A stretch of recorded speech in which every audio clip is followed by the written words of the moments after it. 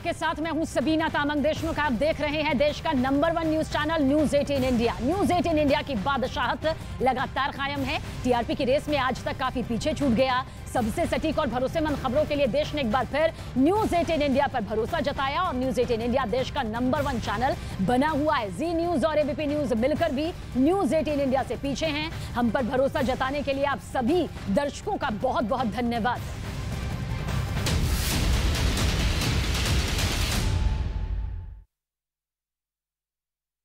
और अब आपको दिखाते हैं देश और दुनिया की 20 बड़ी खबरें।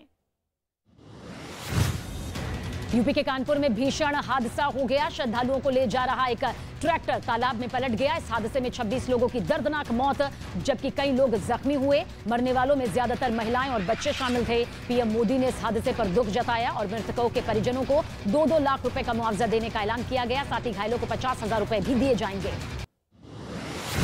राजस्थान के अलवर में 8 लोगों पर एक नाबालिग से गैंग रेप करने का आरोप। इतना ही नहीं, आरोपियों पर इस वारदात का वीडियो बनाकर पीड़िता को ब्लैकमेल करके पैसे वसूलने का भी आरोप लगा है। फिलहाल पुलिस ने पॉक्सो एक्ट के तहत मामला दर्ज कर लिया और आरोपियों को धर दबोचने के लिए टीम भी बना ली गई है। लेकिन आरोपी अभी भी पुलिस की गिरफ्त से दूर है, जिन्हें पकड़ने की तलाश में पुलिस जुटी हुई है।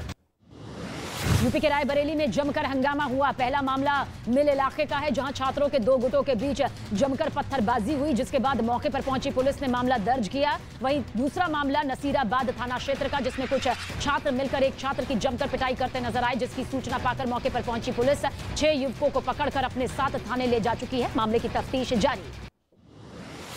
महाराष्ट्र के थाने में बच्चा चोरी के शक में एक महिला की बेरहमी से पिटाई की गई। भीड़ से चारों ओर से घिरी महिला को कोई थप्पड़ मार रहा था तो कोई बाल पकड़कर खींच रहा था।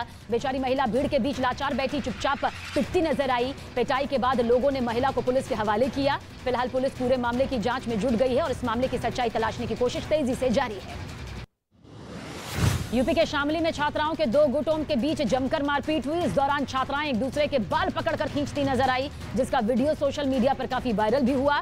कई देर तक चली मारपीट के लिए एक आदमी ने बीच बचाव करने की कोशिश भी की। छात्राओं को अलग अलग करके मामला शांत करवाया गया। बताया गया कि स्कूल की छुट्टी होने के बाद छात्राएं घर जा रही थी, तभी ये पूरा विवाद सामने आया। महाराष्ट्र के पुणे में चांदनी चौक ब्रिज को 5 सेकंड के अंदर दहा दिया गया। पुल को गिराने के लिए नोएडा के ट्विन टावर की तरह तरीका अपनाया गया। ब्रिज के खंभों और दीवारों में विस्फोट लगाए गए थे और फिर एक झटके में सालों पुराने और जर्जर हो चुके इस ब्रिज को जमींदोज कर दिया गया। पुल के गिरने के बाद धूल का गुब्बार रोकने के लिए पुल को तिरपाल से ढक दिया गया। यूपी के सीतापुर में एक टैंकर और ट्रैक्टर में जोरदार टक्कर के बाद आग लग गई। इस हादसे में टैंकर के ड्राइवर की मौत हो गई। वहीं 5 लोगों को अस्पताल में इलाज के लिए भर्ती करवाया गया। दरअसल टैंकर में अल्कोहल भरा हुआ था, जिसकी वजह से टैंकर में आग लग गई। करीब 1 घंटे तक आग की लपटें उठती रही, जिसके बाद कड़ी मशक्कत कर आग पर काबू पाया जा सका। यूपी के महोबा में टोल प्लाजा के पास एक टैंकर ने ऑटो रिक्शा को जोरदार टक्कर मार दी, जिसमें कई लोग गंभीर रूप से जख्मी हो गए। इस पूरे हादसे का वीडियो वहां लगे एक सीसीटीवी कैमरे में रिकॉर्ड हो गया, जिसमें देखा गया कि टक्कर इतनी ज्यादा तेज थी कि ऑटो वाहन दूसरे वाहन से टकरा गया। हादसे के बाद टोल प्लाजा के पास अफरा तफरी मची। वहीं पुलिस टैंकर चालक की तलाश में तेजी से जुटी हुई है। यूपी के चंदौली में दीवार गिरने से दर्दनाक हादसा हो गया। इस हादसे के बाद घर के आसपास अफरा तफरी मच गई। आनन फानन में प्रशासन को खबर दी गई, लेकिन जब तक मौके पर रेस्क्यू टीम पहुंचती, तब तक मलबे में दबने से 3 मजदूरों की मौत हो गई। इस हादसे के बाद रेस्क्यू टीम ने मलबे से मजदूरों के शव को बाहर निकाला। इस दौरान आसपास के इलाकों को खाली करा लिया गया था, ताकि दोबारा से कोई इसकी चपेट में न आए। बिहार के बक्सर में एक शर्मसार करने वाला मामला सामने आया, जहां एक महिला आग में बुरी तरह झुलसी नजर आई। पीड़िता का आरोप है कि दहेज के लिए उसके पति और ससुराल वालों ने उसे आग के हवाले कर दिया। पीड़ित पानी और दवाई मांगती रही, लेकिन किसी ने उसकी मदद नहीं की, जिसके बाद उसने शिकायत दर्ज कराई, जिसके आधार पर पुलिस ने उसके ससुर को गिरफ्तार कर लिया है। मामले की जांच पुलिस कर रही है। महाराष्ट्र के नांदेड़ में 5 से 6 बदमाशों ने एक गैंग ने बैंक को लूट लिया। बदमाशों ने धारदार हथियारों के बल पर डकैती की वारदात को अंजाम दिया। डकैती के बाद भाग रहे इन डकैतों में से एक को लोगों ने धर दबोचा और उसकी जमकर पिटाई की गई, जिसके बाद उसे पुलिस के हवाले कर दिया गया। फिलहाल पुलिस बाकी आरोपियों की तलाश में तेजी से जुटी हुई है। बिहार के मोतिहारी से हैरान करने वाला वीडियो सामने आया, जिसमें एक लड़का और लड़की की जबरन शादी करा दी गई।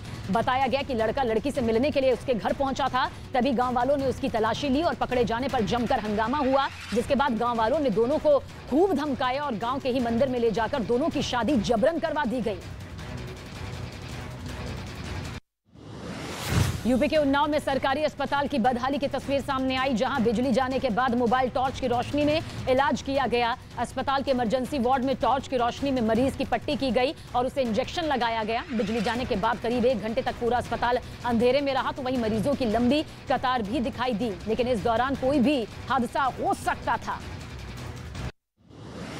आज राष्ट्रपिता महात्मा गांधी की 153वीं जयंती है। इस मौके पर राष्ट्रपति से लेकर पीएम मोदी तक सभी ने बापू को याद किया और इस मौके पर पीएम मोदी राजघाट पहुंचे और पुष्प अर्पित कर उन्हें श्रद्धांजलि दी। वहीं सोनिया गांधी ने भी गांधी जी को श्रद्धांजलि दी। इसके अलावा सीएम योगी आदित्यनाथ ने भी महात्मा गांधी को याद किया, उन्हें पुष्प अर्पित किए। केंद्र सरकार के वार्षिक स्वच्छता सर्वे में इंदौर पहले नंबर पर एक बार फिर आया। इंदौर लगातार छठे साल पहले स्थान पर आया है, जबकि सूरत को लगातार दूसरी बार इंदौर के बाद दूसरा सबसे स्वच्छ शहर घोषित किया गया। तो वहीं नवी मुंबई तीसरे स्थान पर रहा।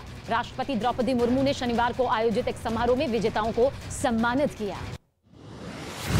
यूपी के मथुरा में एक महिला अपने पति को मौत के मुंह से खींच लाई। दरअसल चलती ट्रेन में अचानक 67 साल के एक शख्स को हार्ट अटैक आ गया, जिसकी वजह से उसकी जान जोखिम में पड़ गई। उसकी तबीयत खराब होने लगी। इतने में एक शख्स को पत्नी ने अपने पति को CPR देकर उसकी जान बचा ली और ट्रेन जैसे ही मथुरा रेलवे स्टेशन पर रुकी, बीमार यात्री को नीचे उतारा गया, फिर इलाज के लिए अस्पताल भर्ती करवाया गया।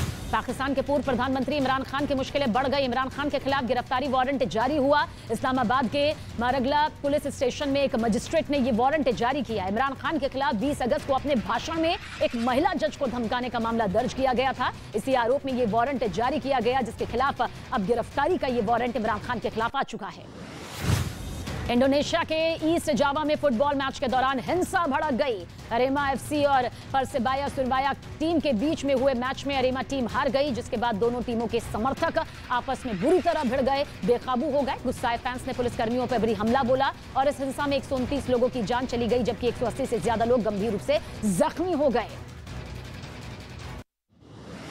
रूस और यूक्रेन के बीच महायुद्ध जारी है। यूक्रेन की सेना रूस पर पलटवार कर रही है। लिमान शहर से रूस ने अपने सैनिकों को वापस बुला लिया। लिमान के इस हिस्से पर रूस के सैनिक पहले जश्न मना रहे थे, तो वहीं अब यूक्रेन ने अपना कब्जा वापस ले लिया। यूक्रेन के रक्षा मंत्रालय ने इस बात का भी दावा किया है कि उसके सैनिकों ने रूस के 5000 सैनिकों को घेर लिया। अमेरिका के कैरोलाइन में चक्रवाती तूफान इयान ने जमकर तबाही मचाई। भयंकर तूफान से सड़कों पर पानी भर गया, पेड़ उखड़कर गिर गए और कई मकान तबाह हो गए। इस तूफान की वजह से करीब 1,70,000 लोग प्रभावित हुए। वहीं फ्लोरिडा में ही तूफान से 42 लोगों की मौत हो गई। प्रशासन की तरफ से राहत और बचाव का काम युद्ध स्तर पर चलाया जा रहा है।